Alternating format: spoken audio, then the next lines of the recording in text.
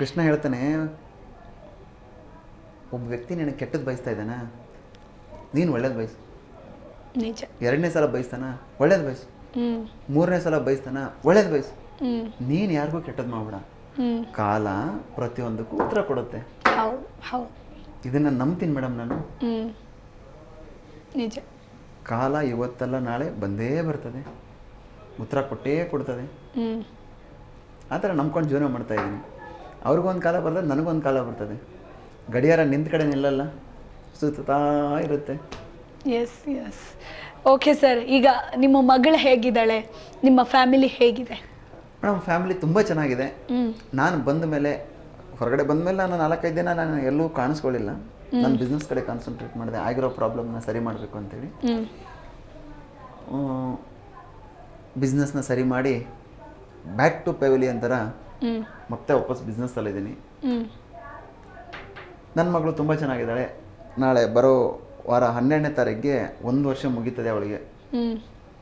ನನ್ನ ಜೀವನದಲ್ಲಿ ಅವಳು ಬಂದು ಏನೋ ನನ್ನ ಮಗಳು ಬಂದ ಮೇಲೆ ಒಂಥರ ಮನಸ್ಸಿಗೆ ನೆಮ್ಮದಿ, ಸಮಾಧಾನ ಎಲ್ಲವೂ ಇದೆ. ಜೊತೆಗೆ ಜವಾಬ್ದಾರಿಗಳು ಜಾಸ್ತಿ ಆಗಿದೆ. ಯಾಕಂದರೆ ತಂದೆ ಅನ್ನೋ ಜವಾಬ್ದಾರಿ, ಬೇರೆ ಎಲ್ಲವನ್ನೂ ನಿಭಾಯಿಸ್ಬೋದು ಮೇಡಮ್. ತಂದೆ ಅನ್ನೋ ಜವಾಬ್ದಾರಿನ ನಿಭಾಯಿಸೋದು ಬಹಳ ಕಷ್ಟ ಇದೆ. ಹೌದು ಹೌದು. ಆ ಒಂದು ಜವಾಬ್ದಾರಿ ನನ್ನ ಮೇಲೆ ಇದೆ.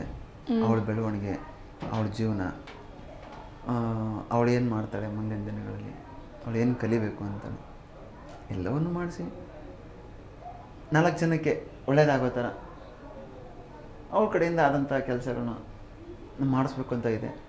ಬಟ್ ಯಾರ ಹಣೆ ಬರದಲ್ಲಿ ಹೇಗಿದೆ ಅಂತ ಗೊತ್ತಿಲ್ಲ. ನಾನು ಹೇಗೆಂದರೆ, ಇವಾಗ ಹೊರಗಡೆ ಬಂದ್ಮೇಲೆ ಬಿಗ್ ಬಾಸಿಂದ ಎಲ್ಲವೂ ಶೂನ್ಯ ಅಂತ ಬದುಕ್ತಾ ಇದ್ದೀನಿ. ನಾನು ನನ್ನನ್ನು ನಂಬಿರೋರಿಗೆ ನ್ಯಾಯ ಕೊಟ್ಟರೆ ಸಾಕು, ನನ್ನ ಜೊತೆಗಿರೋರಿಗೆ ನ್ಯಾಯ ಕೊಟ್ಟರೆ ಸಾಕು. ಬೇರೆಯವ್ರಿಗೆ ಮೋಸ ಮಾಡಬಾರ್ದು. ಬೇರೆಯವ್ರಿಗೆ ಯಾಕೆ ಬೇಕು ನಮಗೆ? ಯಾರಿಂದನೂ ಬೇಡ. ಅವ್ರಿಗೂ ಒಳ್ಳೇದಾಗಲಿ, ನನಗೂ ಒಳ್ಳೇದಾಗಲಿ. ನಾನು ಮಾಡಿರೋ ಒಳ್ಳೆತನ, ಕರ್ಮ ಫಲ ನನಗೆ ಸಿಗಲಿ, ಅವ್ರು ಮಾಡಿರೋದು ಅವ್ರಿಗೆ ಸಿಗಲಿ. ನಾನು ಒಳ್ಳೇದು ಮಾಡಿದ್ದೀನಿ ಅಂತ ನನ್ನ ಫ್ಯಾಮಿಲಿಯವ್ರಿಗೆ ಕರ್ಮ ಫಲ ಸಿಗ್ತಾ ಇದೆಯಲ್ಲ. ನಿಜ. ಎಲ್ಲರೂ ಚೆನ್ನಾಗಿದ್ದಾರೆ. ನಮ್ಮ ಅಣ್ಣವರು ಚೆನ್ನಾಗಿದ್ದಾರೆ, ನನ್ನ ತಮ್ಮ ಚೆನ್ನಾಗಿದ್ದಾನೆ, ನಮ್ಮ ಅಕ್ಕಂದಿರು ಚೆನ್ನಾಗಿದ್ದಾರೆ, ನನ್ನ ಹೆಂಡತಿನೂ ಚೆನ್ನಾಗಿದ್ದಾರೆ, ಅಮ್ಮ ಅಪ್ಪ ನನ್ನ ಮಗಳು ಎಲ್ಲರೂ ತುಂಬ ಚೆನ್ನಾಗಿದ್ದೀವಿ. ಯಾರೂ ಭಯಪಡೋವಂಥದ್ದಿಲ್ಲ. ಊಹಾಪೋಹಗಳು ಬರ್ತಾವೆ ಮೇಡಮ್, ಅದಕ್ಕೆ ತಲೆ ಕೆಡಿಸ್ಕೊಳ್ಳೋಕ್ಕಾಗಲ್ಲ. ಹೌದು. ಜಿ ಕನ್ನಡ ನ್ಯೂಸ್ ಈಗ ನಿಮ್ಮ ಮನೆಯಲ್ಲೇ ನೋಡಿ. ಎಲ್ಲ ಕೇಬಲ್ಗಳಲ್ಲಿ ಈಗ ಲಭ್ಯ.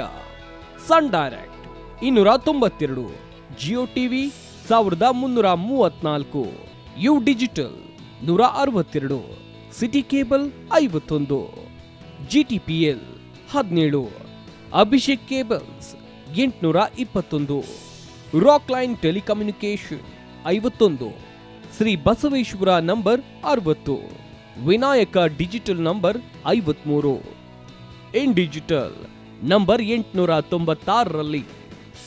ನಿಮ್ಮಿಸ್ತದ ಜಿ ಕನ್ನಡ ನ್ಯೂಸ್ ನೋಡಿ ಆನಂದಿಸಿ.